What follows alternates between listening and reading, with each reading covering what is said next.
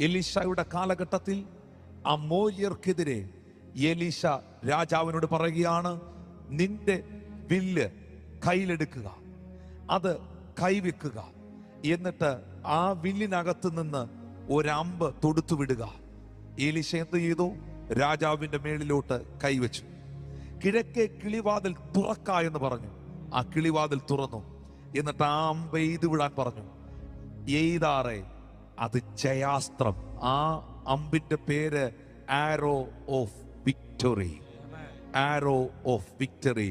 അമാര്യർക്ക് നേരെയുള്ള ജയാസ്ത്രം തന്നെ. യേശുവിന്റെ നാമത്തിൽ ഇന്ന് ഈ സന്ദേശം കേൾക്കുന്ന കുടുംബങ്ങളോട്, വ്യക്തികളോട്, പരാജയത്തിന്റെ അസ്ത്രങ്ങൾ നിന്റെ ഭവനത്തിനെതിരെ ശത്രു തൊടുത്തു വിട്ടുകൊണ്ടിരുന്ന ഒരു കാലഘട്ടത്തിൽ നിന്ന്, തിന്മയുടെ അസ്ത്രങ്ങൾ, ദാരിദ്ര്യത്തിന്റെ അസ്ത്രങ്ങൾ, രോഗങ്ങളുടെ അസ്ത്രങ്ങൾ, കുടുംബ തകർച്ചയുടെ അസ്ത്രങ്ങൾ, സാമ്പത്തിക തകർച്ചയുടെ അസ്ത്രങ്ങൾ, വഴി തടയുന്ന അസ്ത്രങ്ങൾ, ബന്ധങ്ങളെ ഇല്ലാതാക്കുന്ന, തെറ്റിദ്ധരിപ്പിക്കുന്ന അസ്ത്രങ്ങൾ നിനക്കെതിരെ എയ്തുകൊണ്ടിരുന്ന സാഹചര്യത്തിൽ ഈ പുതിയ വർഷത്തിൽ യഹോവയുടെ ജയാസ്ത്രം, the arrow of victory, the arrow of victory, in the name of Jesus, in the mighty name of Jesus, സ്വർഗീയ തലത്തിൽ നിന്ന് നിങ്ങൾക്ക് വേണ്ടി റിലീസ് ആകട്ടെ.